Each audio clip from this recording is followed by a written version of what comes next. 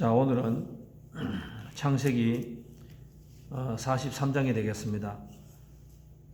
창세기 43장 1절에서 34절인데 제가 가능하면 조금 빨리 나가기 위해서 한 스토리를 이렇게 묶었습니다. 그게 좀 자연스러운 것 같아요.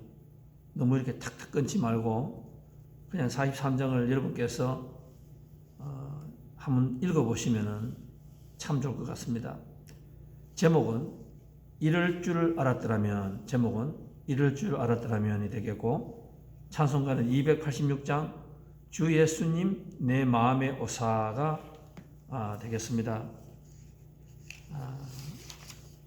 이 창세기 42장, 43장, 44장은 그 스펄전, 우리 목사님들이 가장 존경하는 스펄전 목사님께서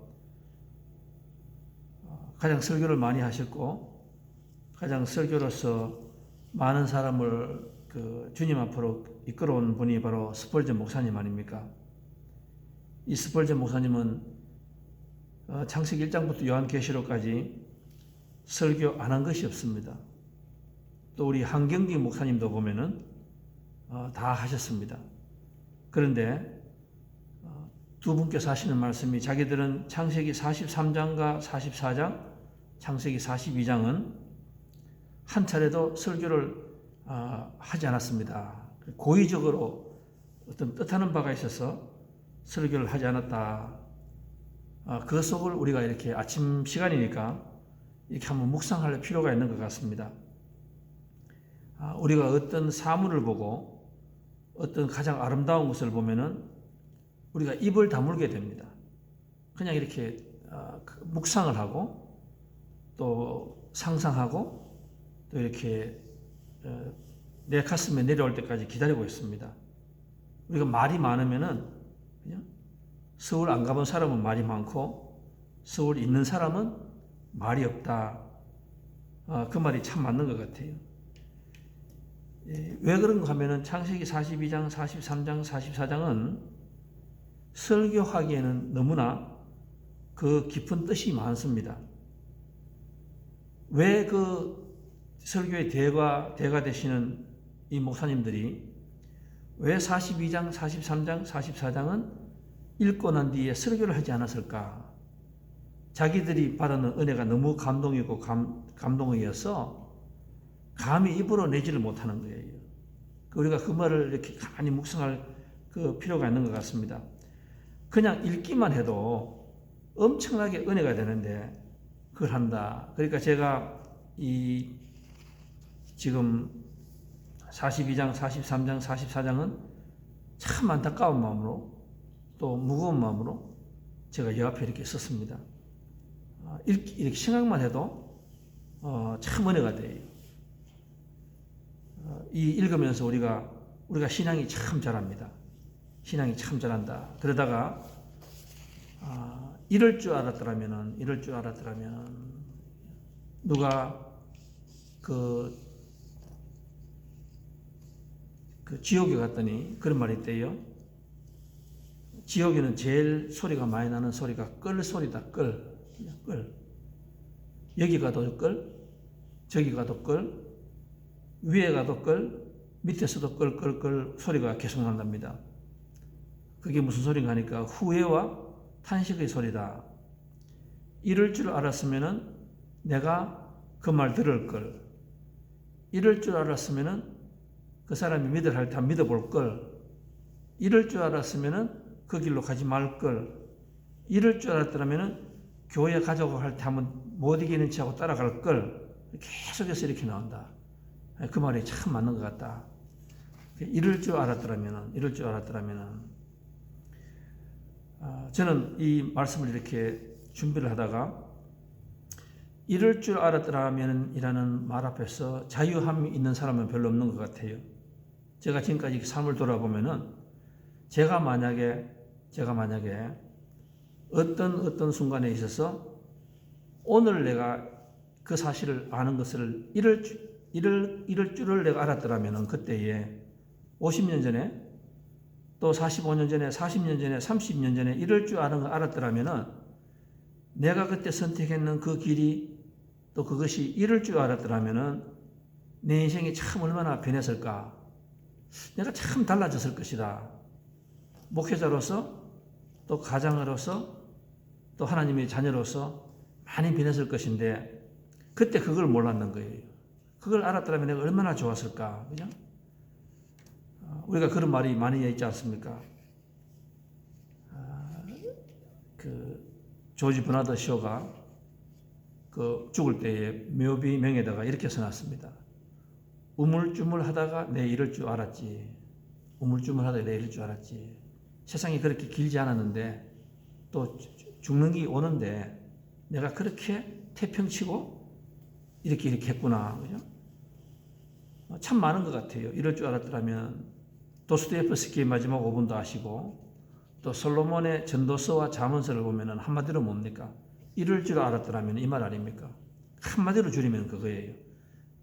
내가 다 가져봤는데 끝에 가서는 이럴 줄 알았더라면 그게 우리한테 그 말이라는 거예요. 그거 빨리 알아라. 빨리 알아라. 우리가 아는 심순덕의 엄마는 그래도 되는 줄 알았습니다. 계속 나옵니다.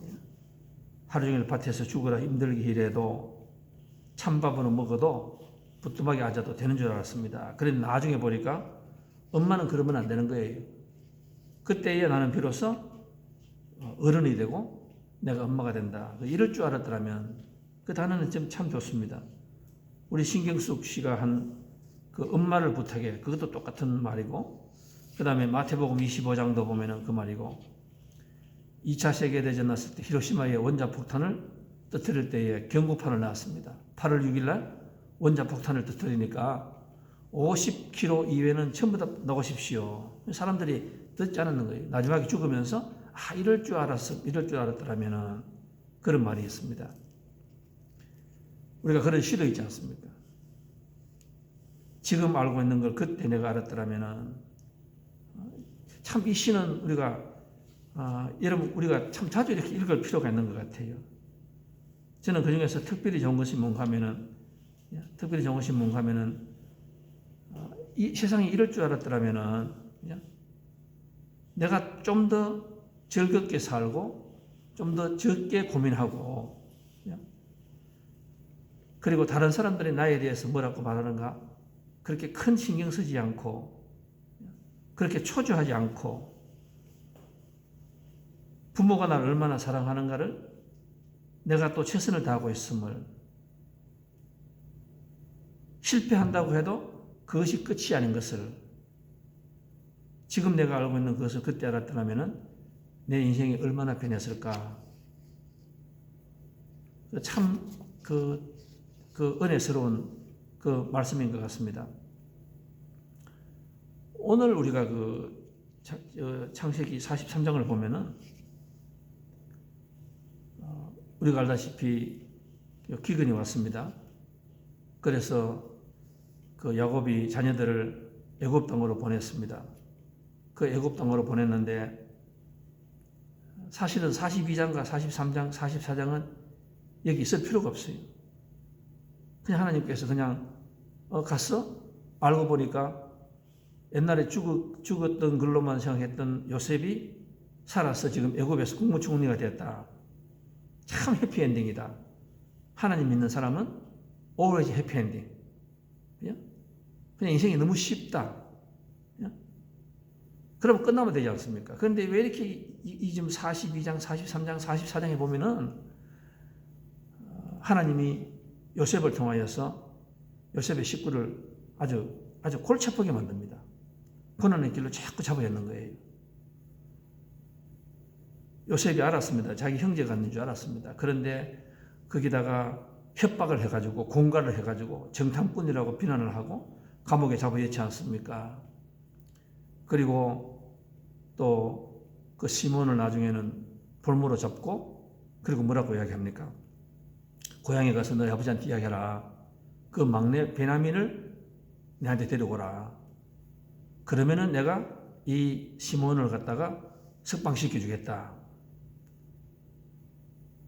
이 당시에 이 형제간들의 마음을 한번 생각해 보십시오. 얼마나 괴롭지 않았겠습니까?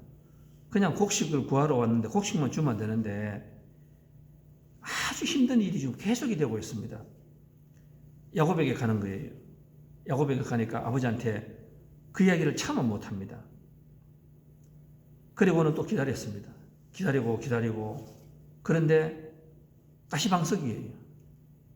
이 형제가는 가시방석이에요. 지금 아버지한테 사실을 말을 못했습니다. 요셉도 팔아먹었는데 또 지금 시몬도 지금 잡혀있지요. 또 그런데 그 요구 조건이 뭡니까? 야곱이 가장 사랑하는 이 막내를 데려오라고 말하는 거예요. 그게 쑥대밭입니다. 정말로 집이 엉망이에요. 마음이 편할 수가 없어. 그리고 세월이 이야기하겠다 싶어서 가만히 있었더니만 오늘 43장에 가니까 이 기근이 또 계속이 되어요. 기근이 계속이 됩니다. 이 아버지가 가만히 보니까 이 자식놈들이 또 가만히 있어요. 막 속이 천불이 납니다. 그래서 또 음식이 다 떨어졌습니다. 또 애굽으로 또 보내야 되는 거예요. 그런데 이 자식들이 애굽으로 가려고 하니까 큰일 났습니다. 왜? 가면은 죽는 거예요. 어떻게 해야 됩니까? 아버지한테 진실을 말해야 됩니다. 뭘 해야 됩니까? 아버지, 사실은 이래 됐는데, 그죠? 이 요셉을 좀, 이 막내를 풀어줘야 됩니다. 그러니까 야곱은 뭡니까? 야곱은 절대로 안 된다. 이것만 안 된다. 이것만 안 된다. 막 이야기하는 거예요.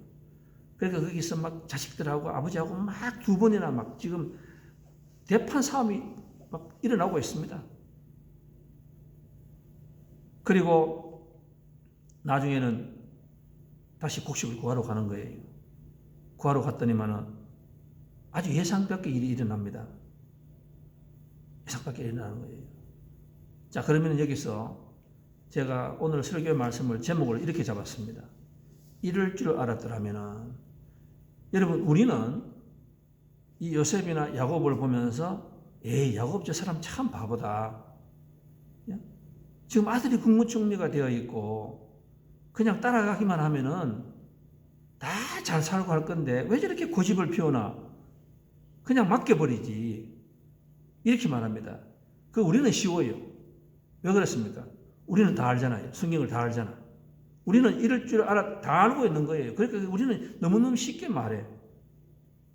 우리는 누가 질문하면은 성도님이 지금 힘든 과정을 겪어가고 있습니다. 그럼 우리는 쉬워요. 에이, 그냥 믿음으로 이겨내십시오. 의인은 믿음으로 산다. 참 쉽게 이야기합니다. 그러나 그 환경 속에서 지금 겪고 있는 그분은 그 말이 들어오지 않아요. 그 끝이 어딘지 모르지 않습니까? 여러분, 요셉이 왜 위대한지 압니까? 요셉이 왜 구약에서 가장 위대한 사람인지 압니까? 요셉은 이럴 줄 알았더라면 말을 벌써 이해를 한 거예요.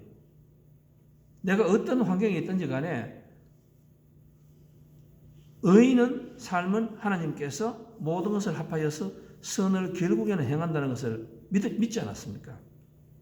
그러니까 순수히 따라가는 사람 아닙니까? 그런데 야곱은 그렇지 않지 않습니까?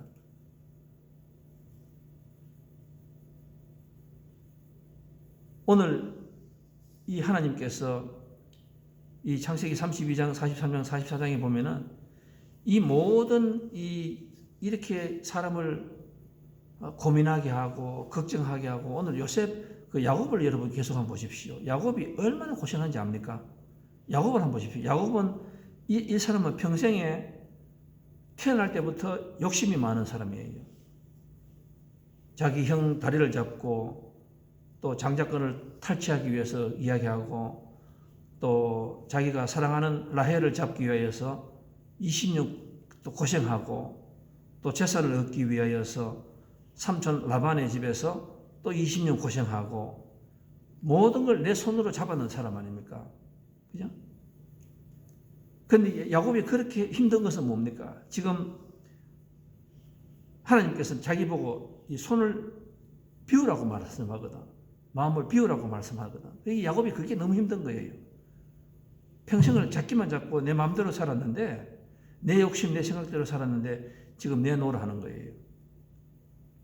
야곱이 그게 힘듭니다. 근데 야곱이 몰랐던 것은 왜 힘들었습니까? 가정이. 내 아들이 지금 애굽에서 국무총리가 되어 있고 내가 이것을 갖다 그만두면은 이것보다 훨씬 더 30배, 60배, 100배의 축복이 기다리고 있다는 것을 알았으면은 이게 힘들지 않았는데 그게 힘든 거예요. 그게 마치 우리와 똑같습니다. 왜 스펄전 목사님하고 다른 목사님께서 42, 43장, 44장을 보면은 너무나 감동이다. 여러분 가만히 한번 읽어보시기 바랍니다. 그리고 그 삶에다가 내 삶을 한번 잡아여 보세요. 내 삶. 내가 지금 겪고 있는 이 모든 일을 한번 이렇게 한번 생각해 보세요. 어떤 질문이 나옵니까? 하나님 내 기도를 듣고 계십니까? 하나님은 무엇합니까? 왜 나에게 이런 일이 일어납니까? 지금 야곱이 계속하는 질문이잖아요. 어떻게 이런 일이 있을 수 있습니까? 이 아들들이 요셉한테 갔다가 하는 말이 뭡니까? 우리에게 어떻게 이런 일이 일어날 수가 있습니까? 곡식을 사러 가서 돈을 지불하고 곡식을 찾아오는데 요셉이 무슨 짓을 합니까? 이 요셉이 참 재밌는 친구예요. 요셉이 그 하인을 시켜서 뭐라 합니까? 그 곡식을 돈을 받고 주지 않았습니까? 그런데 그 곡식에다가 그 돈을 탁 잡아여 버리는 거예요. 그래서 나중에 이 형제간들이 돌아가는 길에 이 곡식을 열어보니까 세상에 거기에 돈이 그대로 있어요. 난리 났습니다, 이거. 누가 이런 짓을 했느냐고. 그 사람들 우리를 도둑으로 취급할 거 아니냐고. 이거 어떻게 하면 좋냐고. 또 난리를 칩니다.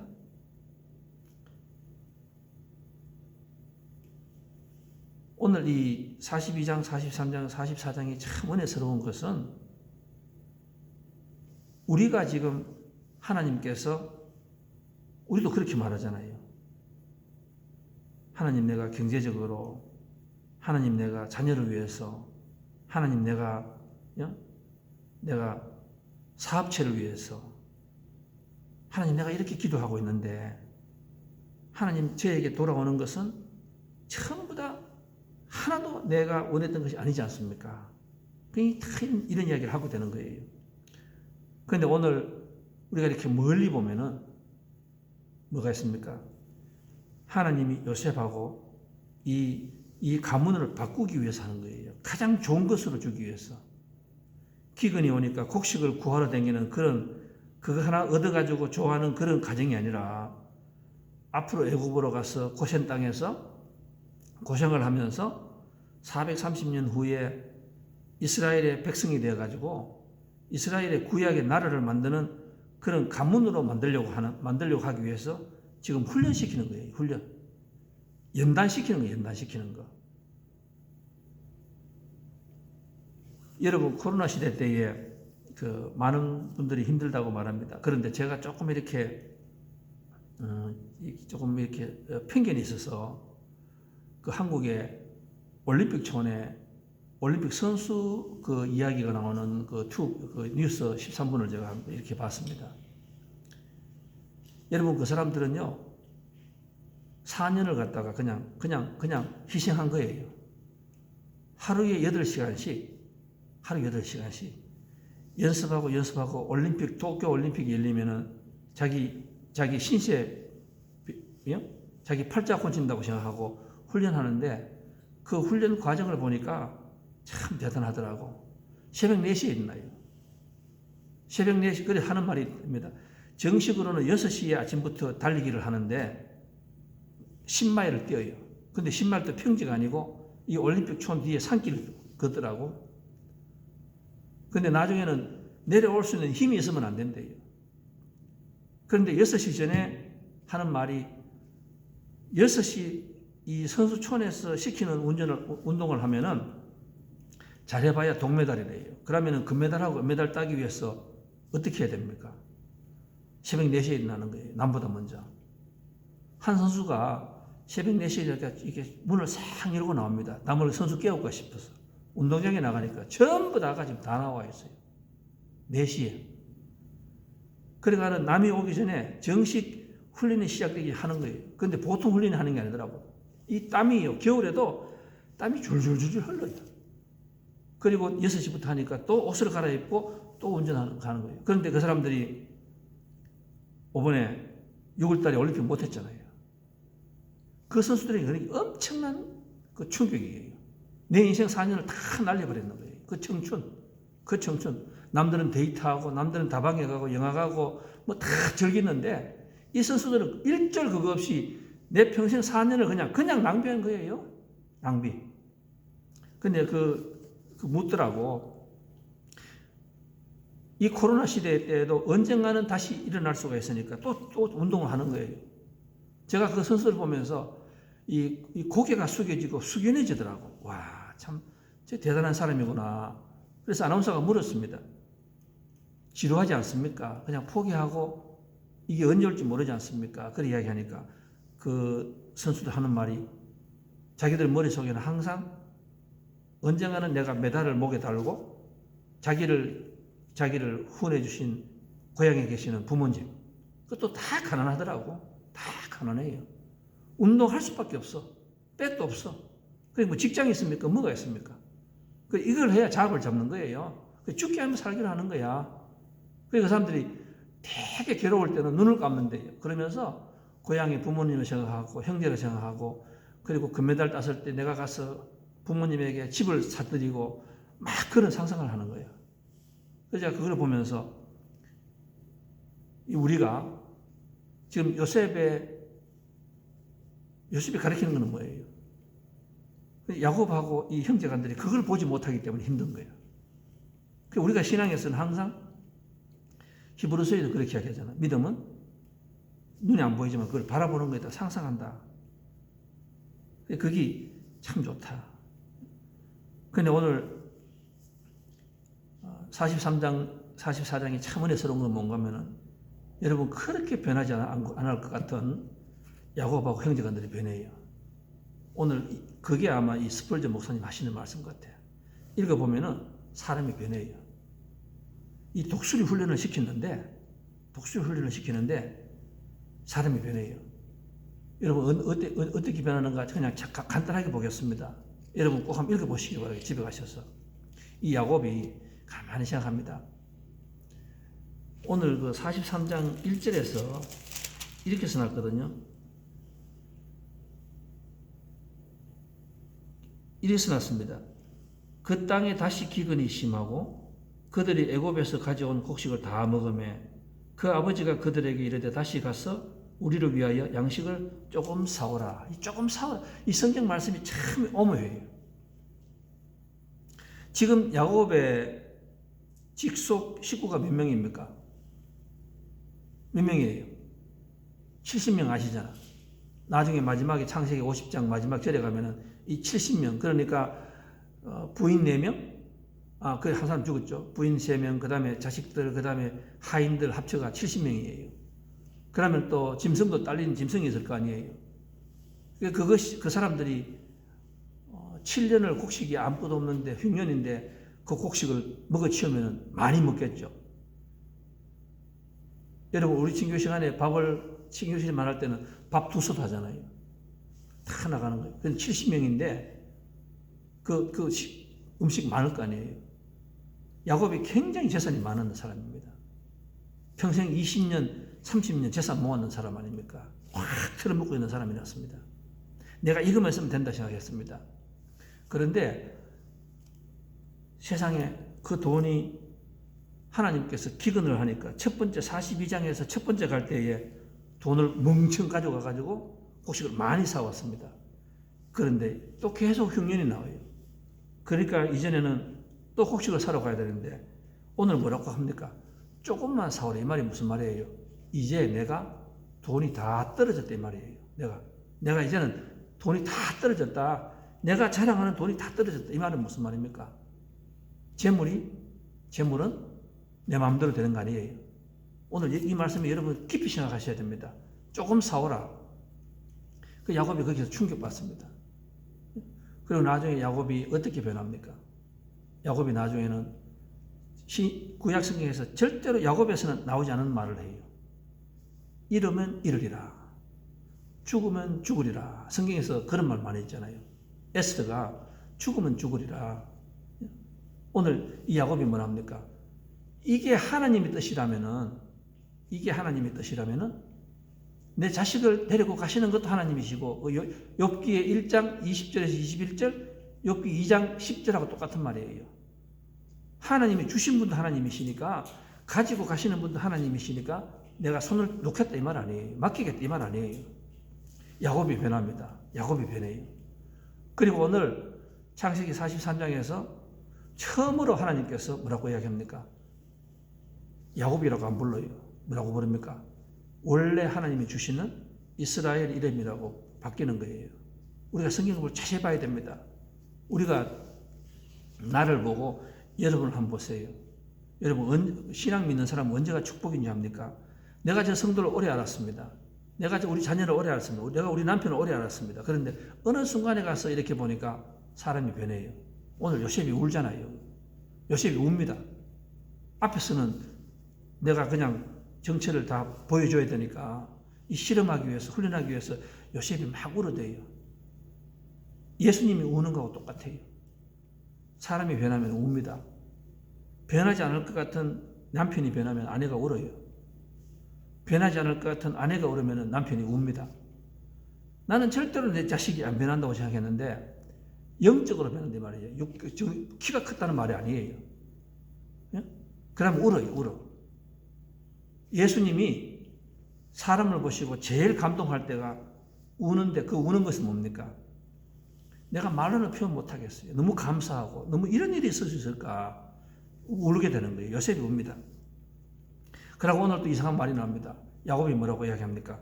야곱이 기도했다는 말이 오늘 처음 나와 얘기했어. 이제 야곱이 내 팔뚝, 내 어깨가 아니라 내가 무릎을 꿇고 내가 낙타가 되는 거예요. 기도한다. 기도한다. 그리고는 뭐가 됩니까? 야곱이 마침내 뭐라고 이야기합니까? 내 아들 막내 이 베냐민. 야곱은 절대로 놓지 못하는 것이 있습니다. 뭐가 있습니까? 자기 부인 라헬이 있었죠. 그 다음에 자기 막내 아들 베냐민이 있었죠. 그 다음에 재물이에요. 재물. 야곱은 절대로 이 세 가지는 못 놓습니다. 왜? 이 세 가지를 위해서 내가 20년 고생해서 요거 세 가지 얻으려고 말했거든. 야곱은 진짜 그 편견이 심한 사람이에요. 그런데 야곱은 오늘 여기서 다 포기해버립니다. 내가 돈 아무리 내가 킵하려고 그래도 하나님께서 가져가시면 가져가시는 거예요. 갑자기 이상한 일이 나가지고 돈 다 가져갑니다. 그걸 우리가 몰라. 그 다음에 또 뭡니까? 이 베냐민을 마침내 뭐라고 이야기합니까? 베냐민도 데리고 가라. 하나님이 야를 살리면 살리고 하나님이 야를 죽이면 할 수 없는 거 아니냐. 데리고 가라. 그럴 때에 무슨 일이 일어납니까? 그럴 때에 정말로 기적이 일어나거든. 이제 하나님께 이렇게 맡기기 시작합니다. 그리고 거기부터 다음 우리가 보기 시작하면은 이 국무총리가 되고, 그 다음에 야곱의 자식들이 또 야곱의 식구들이 마침내 형통한 삶을 가지게 되는 거예요. 근데 그 형통은 다릅니다. 이 자녀들도 많이 변했어요. 여러분, 이 자녀들이 유명하잖아요. 아버지에게 편견이 있어가지고 엄마가 다르고 배가 다르니까 아버지하고 형제간에 굉장히 많이 싸웠습니다. 요셉이 볼 때는 이래가지고는 하나님의 자녀가 될 수가 없어요. 훈련을 시킵니다. 어떻게 시킵니까? 근데 오늘 43장에 보니까 이 요셉이라는 유다, 네 번째 아들 유다가 뭐라 합니까? 아버지, 만약에 이 베냐민을 아버지가 보내주시는데 만약에 이 베냐민에게 무슨 일이 일어나면은 내가 차라리 죽겠습니다. 오늘 그 십자가 말씀이 처음 나와요. 내가 죽겠다 이 말이에요. 내가. 옛날에는 절대로 희생 안 했는데 내가 희생하겠습니다. 오늘 이 고백으로 유다에서 누가 나옵니까? 다윗이 나오고 예수님이 거기서 나오는 거예요. 십자가의 이 구약의 제일 먼저 상징이 바로 여기서 나옵니다. 내가 하겠습니다. 가정에서나 교회에서도 그렇잖아요. 여러분, 왜 형제간에 싸우고 왜 집안에서 자식들이 싸웁니까? 서로 올라가려고 말하거든. 서로 올라가려고 말하거든. 그런데 하나님을 믿기 시작하니까 하나님이 복을 주셔야지 내가 받는 거지. 내가 여기서 100만 불 가져봐야 이거 오래 안 가는 거예요. 내 자식 망하는 길이에요. 그걸 몰라 사람들이.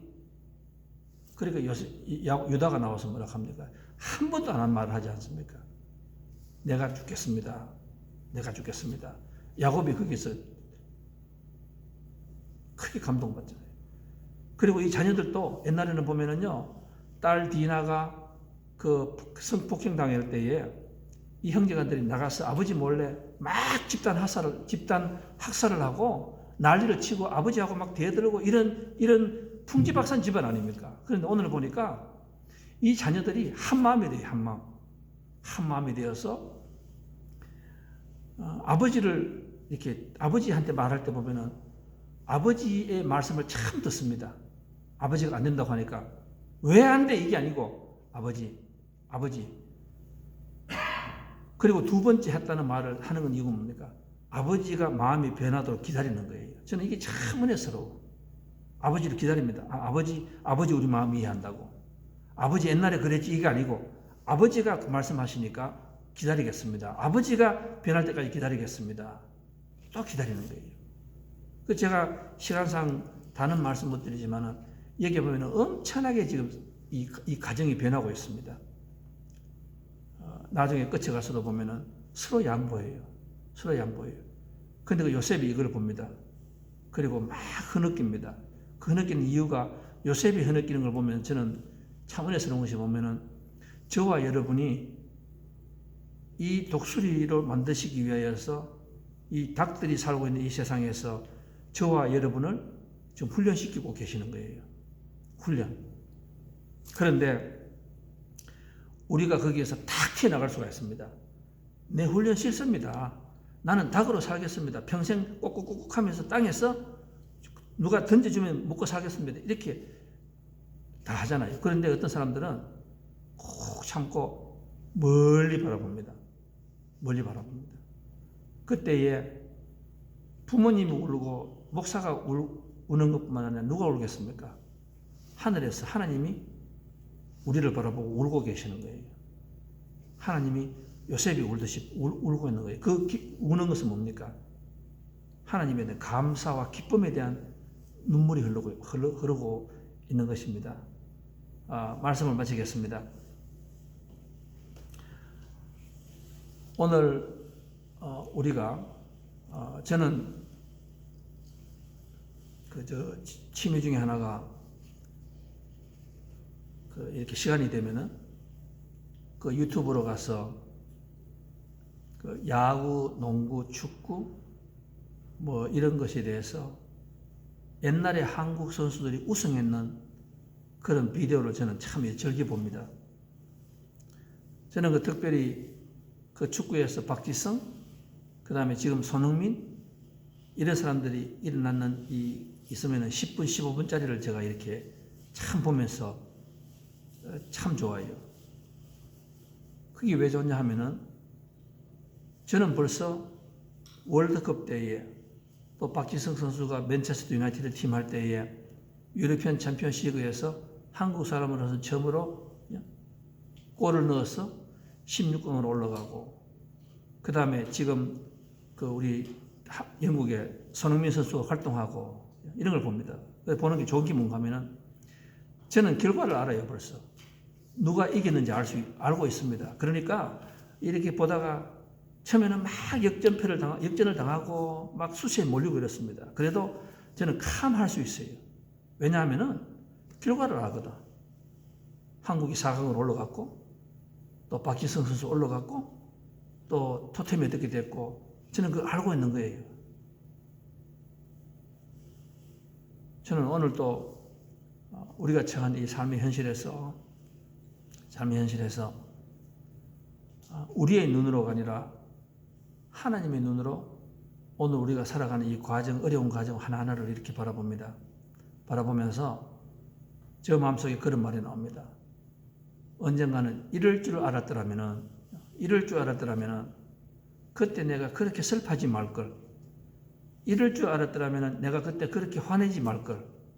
이럴 줄 알았더라면 그때 웃으면서 내가 그 훈련을 잘 받을 걸.